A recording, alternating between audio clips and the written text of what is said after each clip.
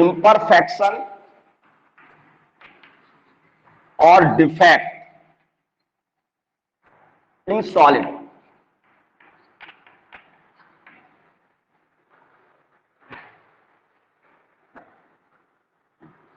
देखिए इम्परफेक्शन का मतलब क्या है, पहले इस बात पर ध्यान देना है। कोई भी जो सॉलिड सब्सटेंस होता है ये 0 केल्विन टेम्परेचर पर आइडियल होता है, परफेक्ट होता है। क्योंकि देखो सॉलिड की कंडीशन क्या है, सबसे पहले सॉलिड की कंडीशन ये है कि इंटरमॉलिक्यूलर अट्रैक्शन फोर्स मैक्सिमम हो, हाईएस्ट हो, और थर्मल एनर्जी मिनिमम हो। यानी किसी भी सब्सटेंस में यदि हम ये कहते हैं कि एक सॉलिड फॉर्म पर है तो सॉलिड फॉर्म के लिए नेसेसरी कंडीशन ध्यान रखना, कभी पूछा जा सकता है कि उनके इंटरमॉलिक्यूलर अट्रैक्शन फोर्स क्या होने चाहिए, मैक्सिमम होने चाहिए, और उसकी थर्मल एनर्जी क्या होनी चाहिए, मिनिमम होनी चाहिए। तो वो सब्सटेंस सॉलिड फॉर्म पर होगा और साथ ही साथ वो परफेक्ट सॉलिड होगा, आइडियल सॉलिड होगा। हाँ, अब मान लेते हैं कि हमारे पास में कोई भी आइडियल सॉलिड है, तो आइडियल सॉलिड के लिए टेम्परेचर कितना होना चाहिए, उसको याद रखो 0 केल्विन। 0 केल्विन पर क्या रहेगा, वो आइडियल सॉलिड होगा। अब मान लेते हैं कि 0 केल्विन से यदि टेम्परेचर को धीरे धीरे इंक्रीज करने लगे तो रिजल्ट क्या होगा, उसके जो कॉन्स्टिट्यूएंट पार्टिकल्स हैं उनमें वाइब्रेशन स्टार्ट हो जाएगा और ऐसे वाइब्रेट करते करते वो अपने प्लेस से डिस्प्लेस हो जाएंगे। तो यदि किसी भी क्रिस्टल में कोई भी पार्टिकल अपने प्लेस से डिस्प्लेस हो जाता है, एक रेगुलर सीक्वेंस पर नहीं मिलता है, इर्रेगुलर हो जाता है, तो इसे हम कहते हैं इम्परफेक्शन या डिफेक्ट। मेरी समझ में आ गई? मतलब क्या हुआ कि किसी भी क्रिस्टल में कॉन्स्टिट्यूएंट पार्टिकल्स का डेविएशन हो जाना या इर्रेगुलर सीक्वेंस पर हो जाना, इसे हम कहते हैं इम्परफेक्शन या डिफेक्ट कहते हैं। ठीक, तो लिखे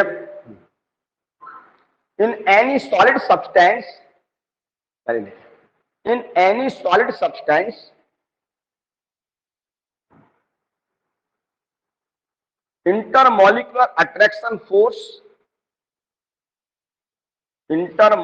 attraction force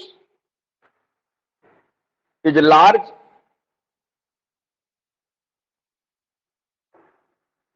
and thermal energy is minimum, and thermal energy is minimum, and thermal energy is minimum. This is the condition of perfect solid. This is the condition of perfect solid. This is the condition of perfect solid. ठीक, perfect solid का मतलब ideal solid. अब हम यह समझते हैं कि defect क्यों होता है, तो डिफेक्ट क्यों पूछ ले सकते हैं। तो हमने क्या किया, टेम्परेचर को धीरे धीरे इंक्रीज कर रहे हैं, जिससे हम बोलेंगे thermodynamic defect due to temperature जो होगा। तो पहले अपन डिफेक्ट को डिफाइन करते हैं, तो पहला चेंज करके लिखें definition, any departure from perfectly ordered arrangement, from perfectly ordered arrangement of constituent particles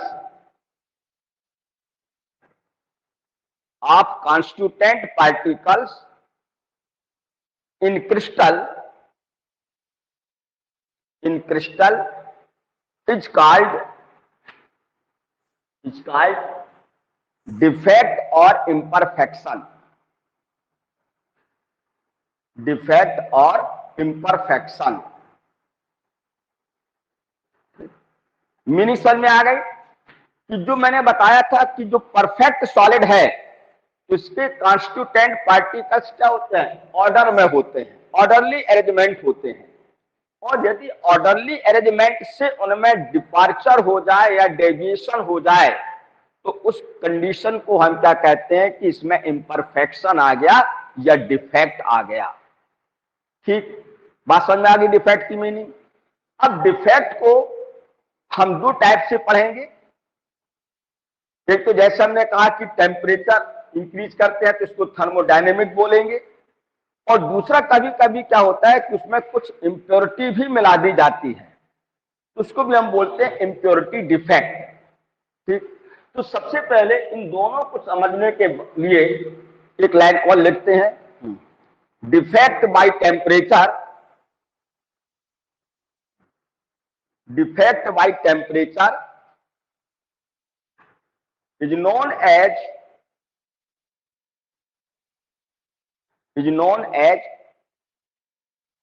thermo defect, is known as thermo defect, and by adding of impurity, and by adding of impurity, and by adding of impurity is known as impurity defect, is known as impurity defect.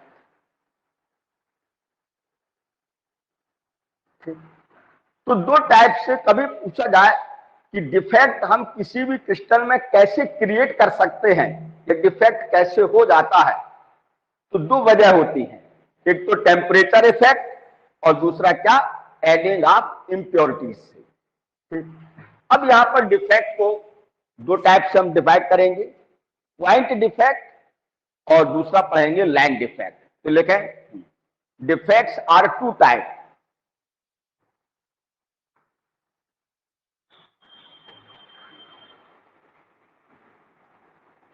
Number one point defect, number one point defect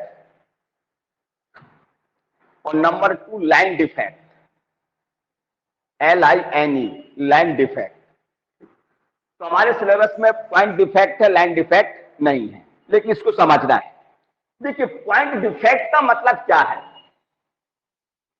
point defect का मतलब जैसे मैंने आपसे ये कहा कि कोई भी क्रिस्टल है, कि क्रिस्टल में एक रेगुलर अरेंजमेंट होता है। ये आपने इस क्रिस्टल में एक रेगुलर अरेंजमेंट दे दिया, इसको हम कहते हैं परफेक्ट सॉलिड।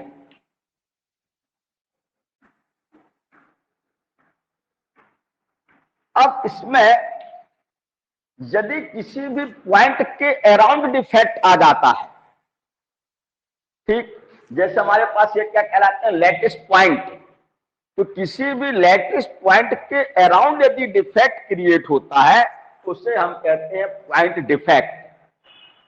और यदि इस क्रिस्टल में जैसे ये पूरी एक रो है, एक ये लाइन है, यदि इस लाइन पर ही पूरे में डिफेक्ट आ जाता है इसे बोलते हैं लाइन डिफेक्ट कहते हैं।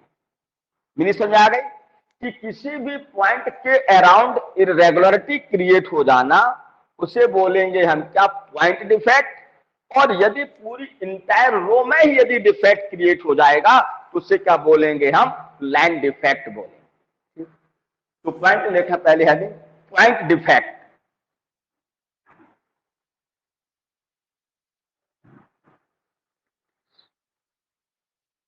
Point defect, the irregularities, the irregularities or deviation, the irregularities or deviation from ideal arrangement, from ideal arrangement, from ideal arrangement around a point,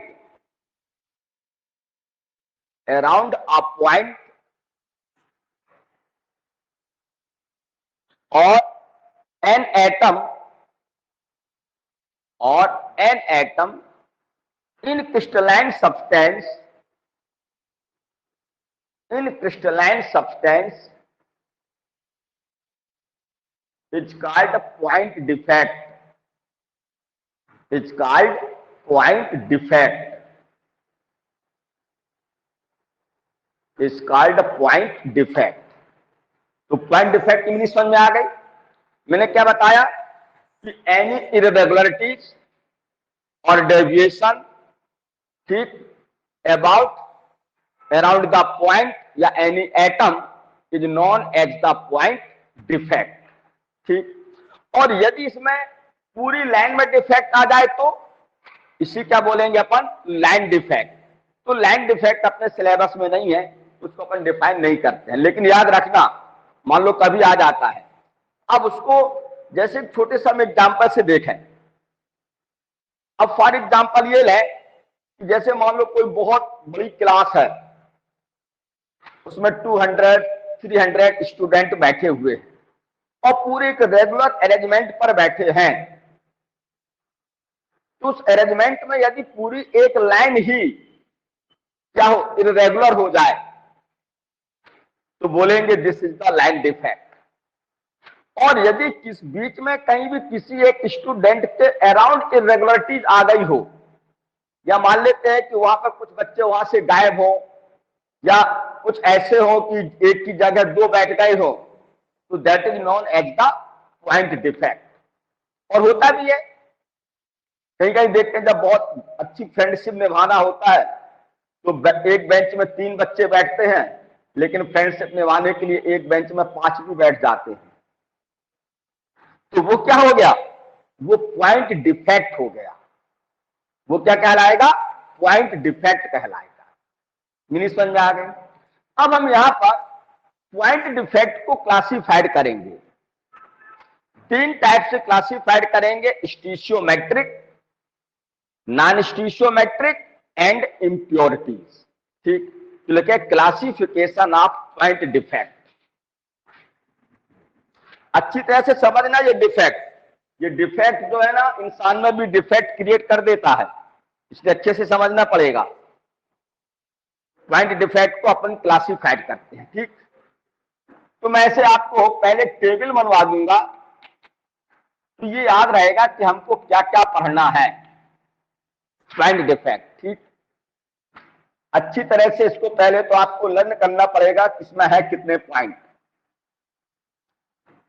point defect में पहले आपको पॉइंट याद करना है, ठीक। नंबर 1 स्टीशियोमेट्रिक, STIOCHIOMETRIC, स्टीशियोमेट्रिक, ठीक। फिर दूसरा हम पढ़ेंगे नॉन स्टीशियोमेट्रिक, नॉन स्टीशियोमेट्रिक, और तीसरा पढ़ेंगे हम इम्प्योरिटीज।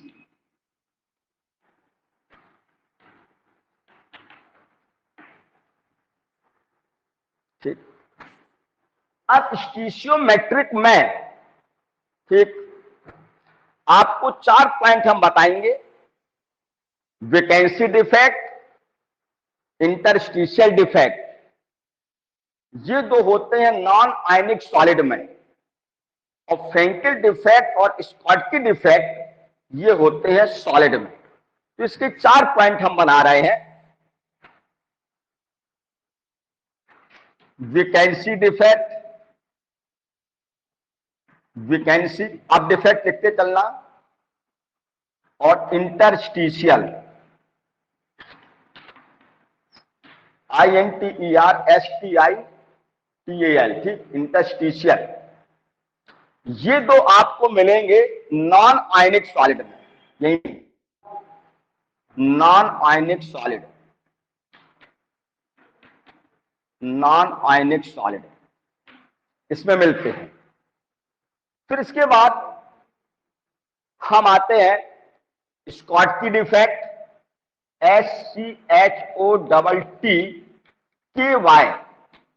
स्कॉटकी डिफेक्ट, और फ्रेंकेल, FRENKEL, ये दोनों मिलेंगे सॉलिड में, आयनिक सॉलिड में। आयनिक सॉलिड। पहले तो इसका पूरा क्लासिफिकेशन ही दिमाग में बैठाना पड़ेगा कि पॉइंट डिफेक्ट क्या है। पॉइंट डिफेक्ट को हमने 3 पार्ट पर डिवाइड किया, स्टीशियोमेट्रिक, नॉन स्टीशियोमेट्रिक, इम्प्योरिटीज। फिर स्टीशियोमेट्रिक को 4 पार्ट पर डिवाइड किया, vacancy, interstitial, Schottky and Frenkel defect. तो वैकेंसी एंड इंटरस्टिशियल जो होते हैं ये मिलते हैं नॉन आयनिक सॉलिड में, और स्कॉटकी एंड फ्रेंकेल डिफेक्ट मिलते हैं आयनिक सॉलिड में।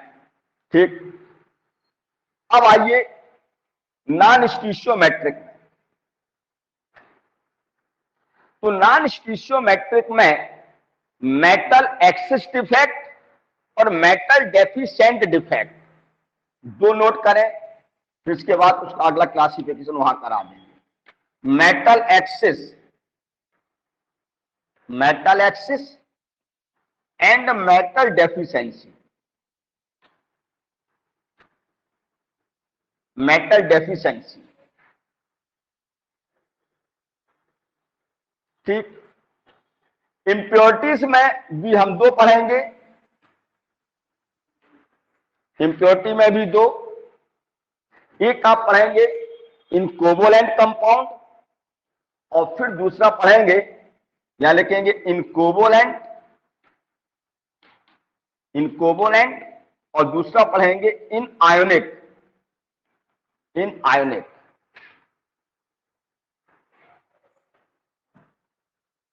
इनकोवलेंट और इनआयोनिक।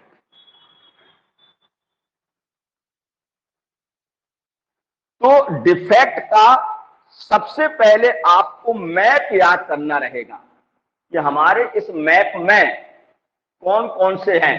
वो तो अलग बात है कि हम उनको एक एक करके पढ़ेंगे कि पॉइंट डिफेक्ट होता क्या है। पॉइंट डिफेक्ट को 3 पार्ट में डिवाइड किया गया, स्टीशियोमेट्रिक, नॉन स्टीशियोमेट्रिक, इम्प्योरिटीज। नॉन स्टीशियोमेट्रिक को 4 पार्ट में डिवाइड किया, उन 4 में से 2 नॉन आयनिक सॉलिड के लिए है, 2 आयनिक सॉलिड के लिए। नॉन स्टीशियोमेट्रिक में मेटल एक्सिस और मेटल डेफिशिएंसी। इम्प्योरिटी डिफेक्ट में कोवलेंट कंपाउंड में पढ़ेंगे और आयनिक कंपाउंड में पढ़ेंगे। ये टेबल बना लिए, ठीक। अब सबसे पहले हम इस बात को समझें कि स्टीशियोमेट्रिक का मतलब क्या होता है। स्टीशियोमेट्रिक का मतलब क्या है, तो स्टीशियोमेट्रिक कंपाउंड कहलाते क्या है। ठीक, बन गया हो तो अब यहां ध्यान दें। देखो, स्टीशियोमेट्रिक कंपाउंड वो है जिनमें केटायन और एनायन का रेशियो हमेशा कांस्टेंट बना रहे, उसे हम कहते हैं स्टीशियोमेट्रिक कंपाउंड। यानी जैसे एक छोटा सा एग्जांपल लें, मैंने कहा कि सोडियम क्लोराइड का क्रिस्टल है। अब सोडियम क्लोराइड क्रिस्टल में 10 सोडियम आयन और मान लेते हैं 10 क्लोराइड आयन है, तो इनका रेशियो क्या रहेगा, 1। केटायन और एनायन का रेशियो 10/10 क्या मिलेगा, 1। अब मान लो यदि इसमें डिफेक्ट आया तो हम ये कहते हैं कि डिफेक्ट आने पर एक सोडियम आयन और एक क्लोराइड आयन क्रिस्टल से बाहर हो गए। ठीक, दोनों एक एक बाहर हो गए, तो अब यहां पर 9 सोडियम और यहां पर 9 क्लोराइड हुए, तो भी इनका रेशियो क्या रहेगा, 1 ही रहेगा। तो ऐसे कंपाउंड क्या कहलाते हैं, स्टीशियोमेट्रिक कंपाउंड कहलाते हैं, और इनमें पाए जाने वाला डिफेक्ट स्टीशियोमेट्रिक डिफेक्ट होता है। स्टीशियोमेट्रिक मेरी समझ में आ गए कि इनके केटायन और एनायन का रेशियो हमेशा क्या बना रहेगा, कांस्टेंट। यानी ये जो कंपाउंड है अपने केमिकल फार्मूले को फॉलो करेंगे। यानी सीधी सी बात है, जो केमिकल फार्मूले को फॉलो करते हैं वो कंपाउंड कहलाते हैं स्टीशियोमेट्रिक, और जो केमिकल फार्मूले को फॉलो नहीं करते हैं उन्हें हम क्या कहते हैं, नॉन स्टीशियोमेट्रिक। अब जैसे एग्जांपल मैं दूं, अच्छा निकेल ऑक्साइड का फार्मूला बोलो क्या है, निकेल में +2 चार्ज होता है।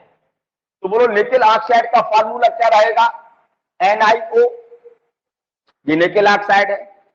ये केमिकल फार्मूले को फॉलो किया, यस, तो क्या हो जाएगा? स्टीशियोमेट्रिक। और मान लो यदि मैंने अभी देखो 1:1 ये है, ठीक। अब मान लो यदि आपको ऐसा फार्मूला लिख के मिल जाए कि Ni 0.98 O और 1, यानी ऑक्सीजन तो पूरा 1 है, लेकिन निकेल 1 से क्या हो गया? कम। तो ये कंपाउंड क्या हो गया? नॉन स्टीशियोमेट्रिक हो गया। अब समझ में आ गया कि जो केमिकल फार्मूले को फॉलो ना करें वो नॉन स्टीशियोमेट्रिक, और जो केमिकल फार्मूले को फॉलो करें वो स्टीशियोमेट्रिक। ठीक। कौन सा? पर क्यों? H2O का तो फार्मूला जो अपने पास वही होता है, 2 एटम हाइड्रोजन पे 1 ऑक्सीजन का। ये केमिकल फार्मूले को फॉलो करता है। नहीं, ऐसा थोड़ी है कांस्टेंट। मैंने 1:1 कहा है कि केटायन और एनायन का रेशियो हमेशा कांस्टेंट रहे। कांस्टेंट का मतलब वेरिएशन। पहले यहां पर क्या था? 1:1 था। अब अपने यहां पर अब ये क्या हो गया? रेशियो चेंज हो गया। तो ये क्या हुआ? केमिकल फार्मूले को फॉलो नहीं किया, यानी नॉन स्टीशियोमेट्रिक हुआ। ठीक, दोनों मिनट समझ में आ गई। चलिए अब हेडिंग लेते हैं, स्टीशियोमेट्रिक defect.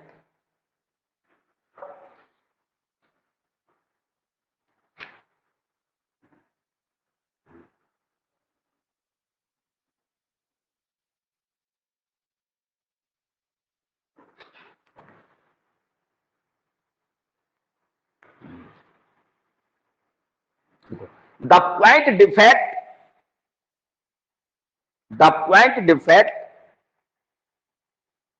which do not disturb the point defect which do not disturb the stoichiometry of the solid, the stoichiometry of the solid is known as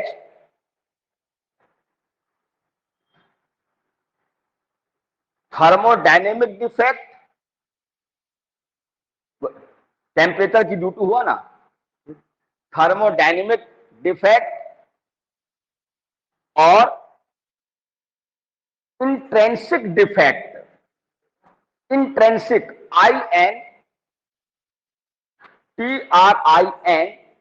INTRINSIC, intrinsic defect. अब इंट्रेंसिक और एक्सट्रेंसिक दो शब्दों की meaning समझाएं। जैसे मैंने बताया था एक इम्प्योरिटीज, इम्प्योरिटी में क्या था? वो ये क्रिस्टल था, उस क्रिस्टल में हमने अदर सब्सटेंस को मिला दिया है। ठीक, तो अदर सब्सटेंस आपने मिलाया एक्सटर्नल में, तो उसे हम कहते हैं एक्सटेंसिक। और यदि आपने उसमें कुछ भी ऐड नहीं किया है, अपने ही प्योर क्रिस्टल में ये डिफेक्ट क्रिएट हो जाता है, उसे हम क्या कहते हैं? इंट्रेंसिक।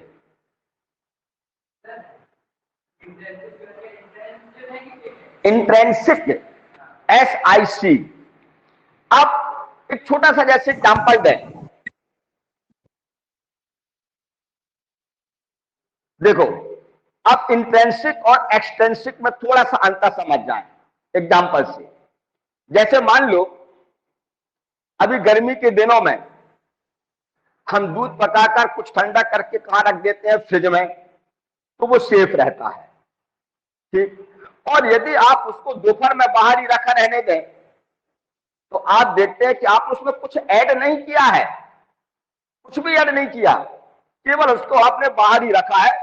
थोड़ा प्लेस क्या था? गर्म था। वो दूध क्या हो गया? फट गया, डिफेक्ट आया। क्या आपने उसमें कुछ ऐड किया? नहीं किया। This is the intrinsic. हाँ, अब दूसरी कंडीशन, आपने दूध में थोड़ा सा उसमें खट्टापन, कुछ खटाई डाल दी, तो भी दूध क्या हो जाएगा? फट जाएगा। थोड़ा सा अमाउंट में मिला ना, थोड़ा सा नींबू आप 2 बूंद रस डाल दें, वो दूध क्या हो जाएगा? फट जाएगा। तो आपने वहां पर कुछ मिलाया है, इसलिए डिफेक्ट हुआ। That is the extrinsic. तो एक्सट्रेंसिक में क्या, स्मॉल अमाउंट में इंप्योरिटी हमको ऐड करनी पड़ेगी, और इंट्रेंसिक में कुछ नहीं, वो वहां के एटमॉस्फेयर से ही ऐसा हो जाता है, और वो हो जाता है एटमॉस्फेयर मतलब बाय टेम्परेचर, इसलिए उसको हमने नाम क्या दिया है, थर्मोडायनेमिक दिया है। कंफर्म हो गई बात। तो इंटेंसिव स्टेशियोमेट्रिक डिफेक्ट होते क्या है, अब इसके मैंने बताए थे 4 टाइप, ठीक। तो लिखे नंबर 1 वैकेंसी डिफेक्ट, बहुत अच्छे से समझना है इनको। वैकेंसी डिफेक्ट,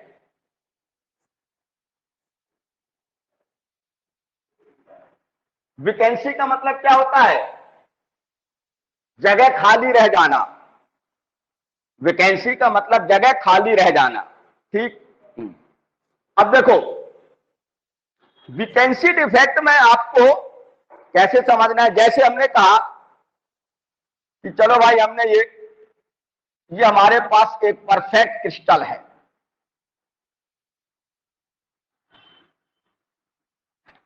ये परफेक्ट क्रिस्टल है,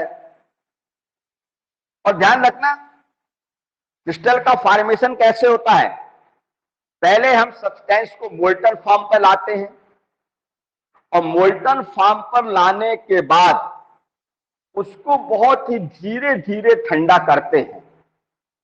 धीरे धीरे ठंडा करने पर ही उसके कॉन्स्टिट्यूएंट पार्टिकल्स एक रेगुलर अरेंजमेंट पर आते हैं, ऐसा होता है क्रिस्टल का फॉर्मेशन। और यदि आपने कभी भी क्रिस्टल को आपने रैपिडली कूल्ड कर दिया तो वो एमॉर्फस हो जाएगा। क्या हो जाएगा, एमॉर्फस हो जाएगा। तो जैसे क्वेश्चन हमारे पास आया करता है, क्वार्ट्ज जो है ये क्रिस्टलाइन है, क्वार्ट्ज क्या होता है, क्रिस्टलाइन, और क्वार्ट्ज ग्लास क्या होता है, एमॉर्फस। वह एक क्वेश्चन उन्होंने बनाया है, क्या आप क्रिस्टलाइन सब्सटेंस को एमॉर्फस में चेंज कर सकते हैं? यस। कैसे? क्रिस्टलाइन सब्सटेंस को हम क्या करें, मोल्टन फॉर्म पे लाएं और रैपिडली क्या कर दें, कूल्ड कर दें। तो रैपिडली कूल्ड करने पर कभी भी रेगुलर अरेंजमेंट नहीं आएगा, यानी वो इरेगुलर हो जाएगा, तो उससे हम क्या बोलेंगे, एमॉर्फस। तो जब हम यहां पर क्रिस्टल का फॉर्मेशन करते हैं तो कभी कभी ऐसा होता है कि कुछ जगह खाली हो जाती है, वहां पर कॉन्स्टिट्यूएंट एटम नहीं आ पाते हैं, वहां पर कॉन्स्टिट्यूएंट एटम्स नहीं आ पाते हैं। तो जैसे हमने कहा यहां पर कॉन्स्टिट्यूएंट एटम नहीं आ पाया, ये जगह खाली हो गई, या इसको मैं ऐसे इंडिकेट कर देता हूं कि इसको मैंने ऐसे स्क्वायर टाइप में बना दिया, ये जगह क्या हो गई, खाली, ठीक। या कहीं भी और अपन देखते हैं कि हमारे पास ये जगह क्या हो गई, खाली। तो डिफेक्ट बहुत कम मिलता है, ऐसा नहीं कि पूरे में रहता है, कहीं कहीं ऐसा मिलता है। This is the vacancy defect. Meaning समझ में आ गई वैकेंसी डिफेक्ट की।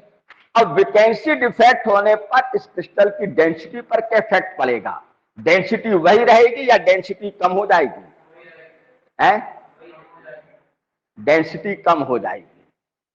भैया वॉल्यूम तो वही है ना, वॉल्यूम वही है, और यहां पर कॉन्स्टिट्यूएंट एटम ना आने की वजह से मास क्या हो गया, कम, और डेंसिटी इक्वल टू क्या होता है, मास अपॉन वॉल्यूम। मास कम हो गया और वॉल्यूम तो सेम है, तो डेंसिटी क्या हो जाएगी, डिक्रीज हो जाएगी, ठीक। लिखें,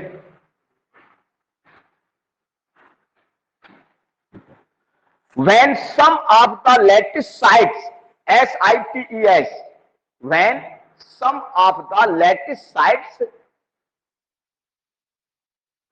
are vacant,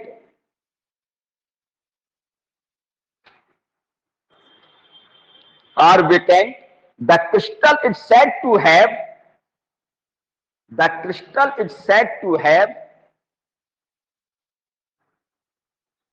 vacancy defect. The crystal is said to have vacancy defect.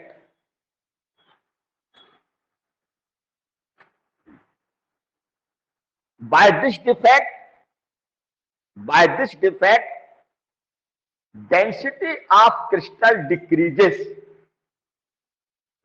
Density of crystal decreases.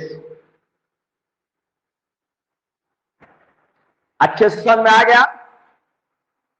ठीक। वैकेंसी डिफेक्ट क्या है? वैकेंसी डिफेक्ट के कॉन्सिक्वेंस कभी पूछता है कि इसके डेंसिटी पर क्या इफेक्ट पड़ेगा, इससे डेंसिटी पर इफेक्ट क्या हुआ, डेंसिटी डिक्रीज हो गई। आप कैसे समझा सकते हैं? डेंसिटी इक्वल टू होता है मास अपॉन वॉल्यूम।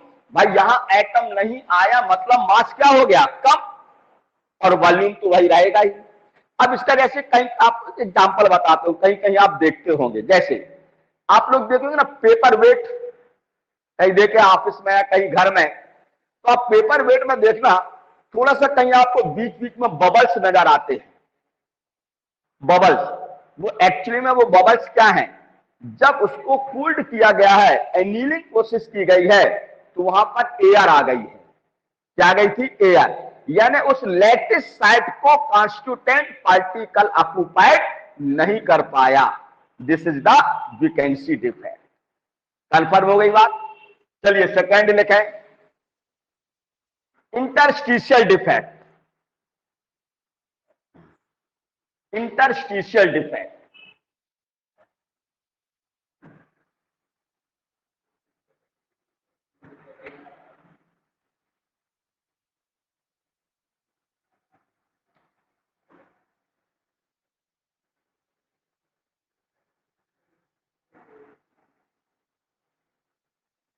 पहले इंटरस्टिशियल शब्द की मीनिंग समझे। देखो जो मैं लिखता हूं लैटिस साइट, लैटिस साइट का मतलब जहां पर कांस्टेंट पार्टिकल्स रहता है उस प्लेस को अपन क्या कहते हैं? Lattice site. अब हमने कहा जैसे इंटरस्टिशियल साइट, तो इंटरस्टिशियल साइट की मीनिंग समझें। जब एक क्रिस्टल का फॉर्मेशन हुआ, इस क्रिस्टल के फॉर्मेशन में जो एक गैप बन जाते हैं, ये क्या बन जाते हैं? गैप। इसी गैप को हम क्या कहते हैं? इंटरस्टिशियल साइट कहते हैं। मीनिंग समझ में आ गई?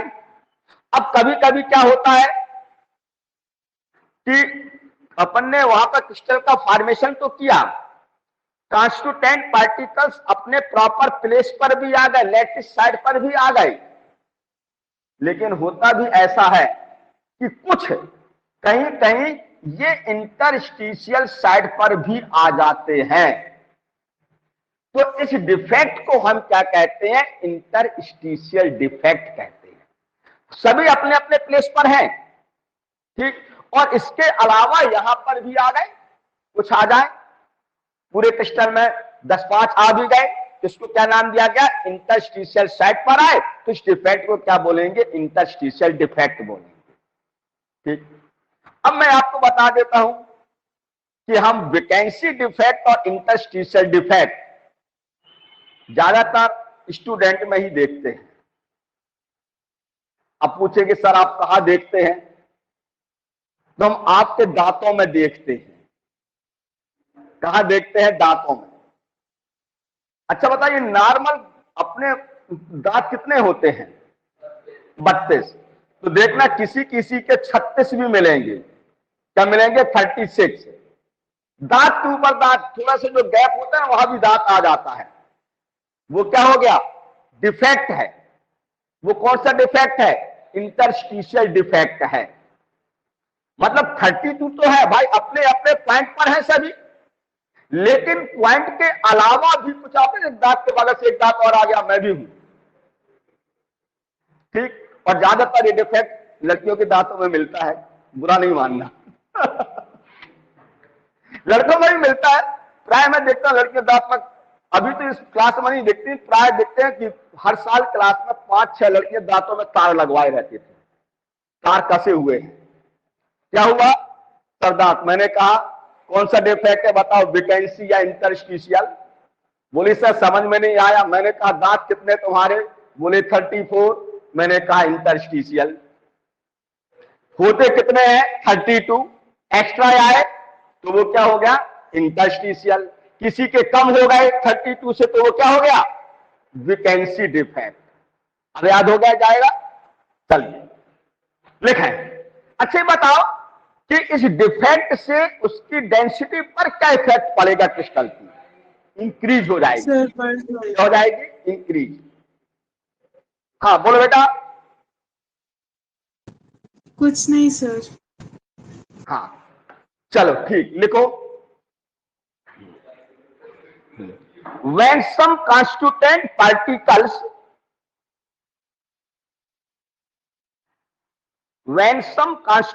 particles occupy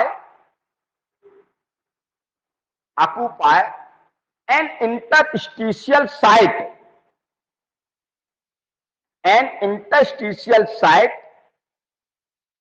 the crystal is said to have interstitial site. SIT ध्यान रखना, interstitial site. The crystal is said to have interstitial defect. Interstitial defect.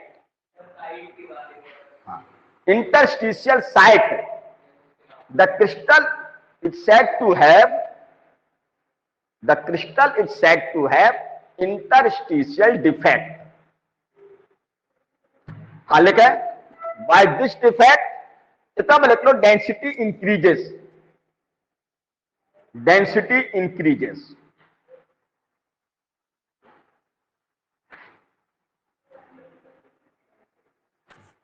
इतनी बात कंफर्म हो गई।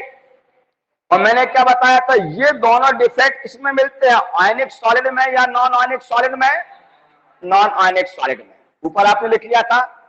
अब हम आते हैं तीसरा डिफेक्ट, स्कॉटकी डिफेक्ट। हेडिंग लिखा है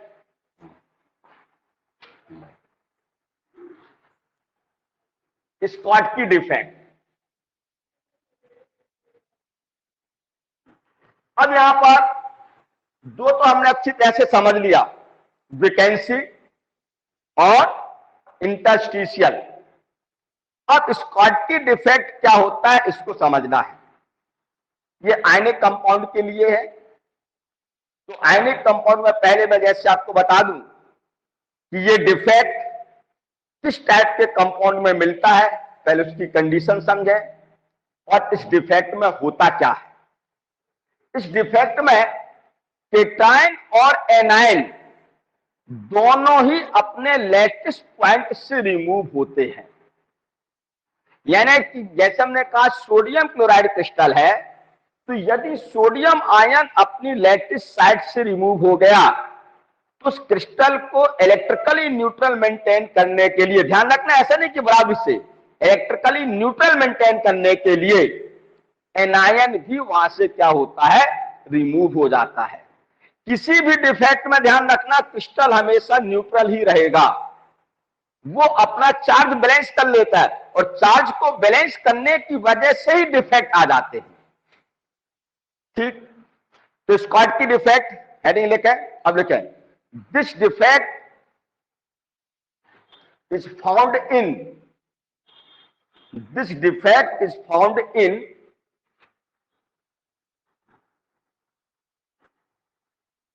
number 1 AB type crystal.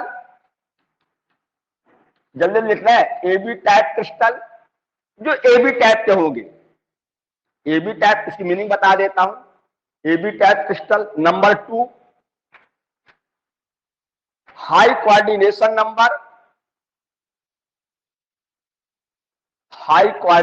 Number. Number 3 small difference between cation and A9. Small difference between cation and A9 लिखना इन साइड के बेस पर। Small difference between cation and A9 in side, यानी ये कहना चाहिए कि केटाइन और एनाइन इनका साइज नियरली इक्वल हो। स्मॉल डिफरेंस का मतलब क्या हुआ, नियरली इक्वल। ठीक, फॉर एग्जांपल लिखें NaCl, KCl के बाद देखें सीजियम क्लोराइड, CHCl, AgBr। और जनरली आप यूं समझ लो कि एल्कली मेटल के हैलाइड एल्कली मेटल मतलब सोडियम, पोटेशियम, रुबिडियम, सीजियम, इनके हैलाइड, और केवल एक हैलाइड किसका रहेगा? सिल्वर का।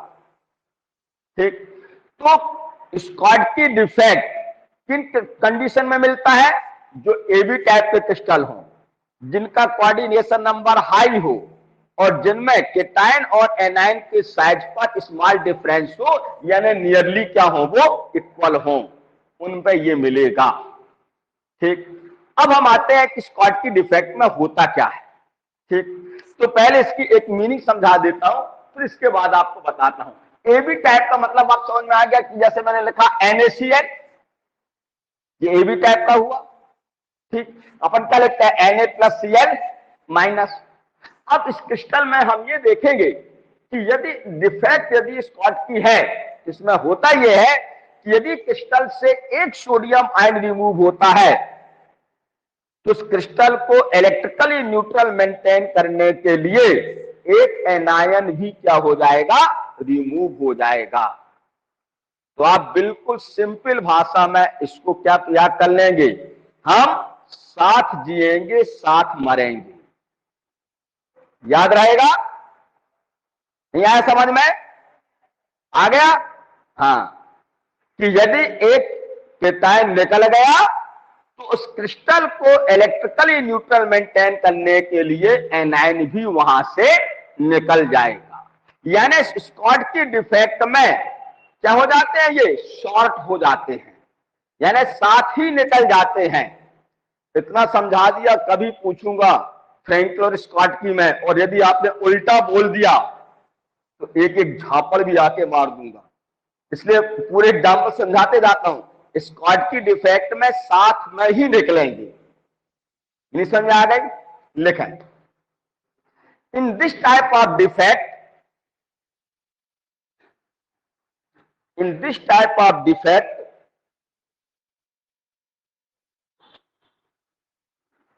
equal number of cations and anions,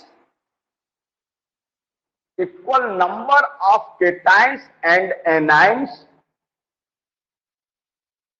are missing from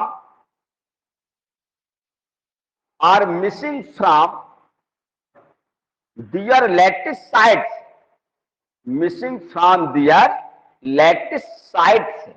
SITE बोल रहा हूं, है ध्यान रखना, तो साइड लिख दो, lattice sites, so that the electrically neutrality is maintained। SO, so that the electrical neutrality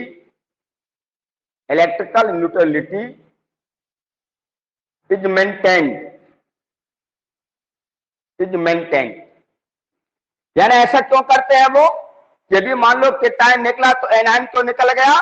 क्योंकि उस क्रिस्टल की इलेक्ट्रिकली न्यूट्रलिटी क्या रहे? मेंटेन रहे। अब जैसे एक एग्जांपल लिखता हूं, इसी का ले लेते हैं।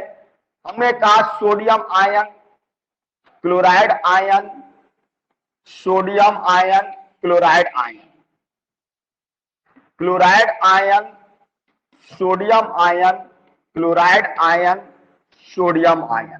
ठीक, ये sodium ion, chloride ion, sodium ion, chloride ion, ये क्रिस्टल का अरेंजमेंट है। अब यहां से एक सोडियम निकल गया, अपनी लैटिस साइड से रिमूव हो गया। ठीक, ये रिमूव हो गया तो आपने देखा कि एक पॉजिटिव चार्ज इसमें कम हो गया, यानी एक नेगेटिव चार्ज क्या हो गया? बढ़ गया। इस क्रिस्टल में कौन सा चार्ज आ गया? नेगेटिव। लेकिन इसको इलेक्ट्रिकली न्यूट्रल मेंटेन कैसे करना पड़ेगा? एक क्लोराइड कहता अब हम भी चले जाएंगे, आपने हमारे जोड़ उसको भगा दिया तो हम भी भाग गए, ये भी निकल गया। नहीं समझ में आ गई? तो ऐसे अब आपके एग्जाम में डायग्राम बनाएंगे और बोलेंगे कि बताइए इसमें कौन सा डिफेक्ट है। समझ जाओगे ना? जल्दी बना दो।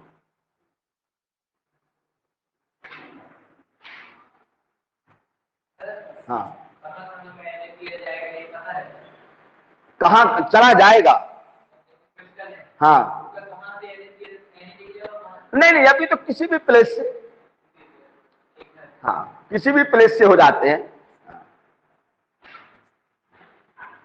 अब तो हम सोचे कि तुम ये पूछ रहे हो कि कहाँ चला जाएगा, तो भैया घर के लोगों को किसी को पता नहीं चलता कहाँ चले गए, तो पुलिस ही ढूंढ के लाती है फिर बाद में कि कहाँ चले गए थे। आया समझ में? हाँ, तो डायग्राम समझ में आ जाएगा। केटायन और एनायन दोनों रिमूव हैं, तो वो कौन सा डिफेक्ट है? स्कॉटकी डिफेक्ट है। अच्छा बताइए, इस डिफेक्ट से क्रिस्टल की डेंसिटी पर क्या इफेक्ट पड़ेगा? रिमेन्स द सेम या इंक्रीज या डिक्रीज? सेम ही रहेगी। फिर मैं पिटाई करूंगा आके। मास कम हो गया कि नहीं हुआ? फार्मूला क्या लिखवाया था? डेंसिटी इक्वल टू क्या होता है? Mass upon volume. तो वॉल्यूम तो वही रहेगा ना, मास कम हो गया तो डेंसिटी क्या हो जाएगी? डिक्रीज हो जाएगी। ठीक, लिखें कॉन्सिक्वेंस, पॉइंट लिखे consequence of Schottky defect, consequence of Schottky defect. Consequence का मतलब इसके परिणाम क्या होंगे? आया समझ में? Consequence of Schottky defect, number 1, density of crystal decreases, density of crystal decreases. ठीक, अच्छा बताओ इलेक्ट्रिकल कंडक्टेंस पर क्या इफेक्ट पड़ेगा? इंक्रीज होगा या डिक्रीज या नो चेंज? No change. क्यों? कोई भी चार्ज नहीं, कोई चार्ज ही बस होता है, ये आयन प्रेजेंट है। तो मैंने क्या बताया था? आयनिक कंपाउंड में जो इलेक्ट्रिकल कंडक्टेंस होती है due to movement of ions, metal में होता है due to movement of electrons. बात समझ में आ गई? यहां ध्यान दो, फिजिक्स में भी पढ़ेंगे, आपको केमिस्ट्री रहती है वहां भी। ठीक, मेटल में क्या रहता है? Due two electrons. सॉलिड आयनिक सॉलिड में किसमें होता है? ड्यू टू केटाइंस और एनाइंस। ठीक, अच्छा एक चीज अपन देखते हैं, कभी भी थोड़ा एग्जाम्पल पे ध्यान देना। जैसे हम कभी कभी कहीं यात्रा करने जाते हैं और यदि टिकट विंडो बंद है तो पहले से 25 लोग खड़े हैं अपनी अपनी जगह। कुछ समय बाद विंडो ओपन होती है तो आप क्या देखते हैं? लाइन धीरे धीरे, पहले हम यहां थे, एक कदम बढ़े, फिर एक कदम बढ़े, चल के वहां तक पहुंच जाते हैं। कब हुआ? जब वहां गैप क्रिएट हुआ। आगे क्या हो गया? गैप क्रिएट हो गया। अरे भैया पहले यहां पर सोडियम था, यहां पर क्लोराइड था, तो कोई गैप ही नहीं था, ये अपनी अपनी जगह में फिट थे। लेकिन जैसे डिफेक्ट हुआ, यहां पर गैप आने की वजह से इलेक्ट्रिकल फील्ड अप्लाइड करने पर इनमें मूवमेंट आ जाता है। इसका मतलब क्या हुआ? इलेक्ट्रिकल कंडक्टेंस इंक्रीज हो जाती है। सेकेंड पॉइंट लिखें, इलेक्ट्रिकल कंडक्टेंस इंक्रीजेस। बिल्कुल जीरो हो तुम लोग, कुछ भी अकल नहीं लगा पाते हो। इन सॉलिड फॉर्म, उसमें गैप नहीं था।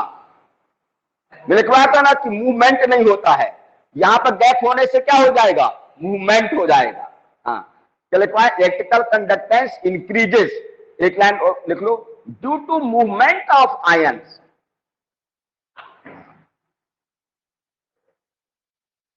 Due to movement of ions. इतनी बात भी समझ में आ गई? अब फिर पूछूंगा तो फिर बताओगे। अच्छा, इसकी स्टेबिलिटी पर क्या इफेक्ट पड़ेगा?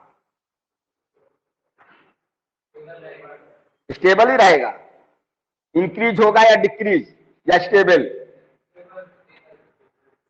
स्टेबिलिटी डिक्रीज हो जाएगी। स्टेबिलिटी क्या हो जाएगी? डिक्रीज। अब पूछो कैसे? भाई गैप आया, ध्यान देना, ये दोनों हमारे पास में एक तरह से क्या हो गए? सामने रिपल्सन बढ़ जाएगा, या पर ये कहते हैं कि अट्रैक्शन फोर्स यहां पर क्या हो जाएगा? कम। अट्रैक्शन फोर्स कम हो जाने का मतलब स्टेबिलिटी क्या हो गई? डिक्रीज। जल्दी लिखो, स्टेबिलिटी डिक्रीजेस। हाँ, टाइम हो गया।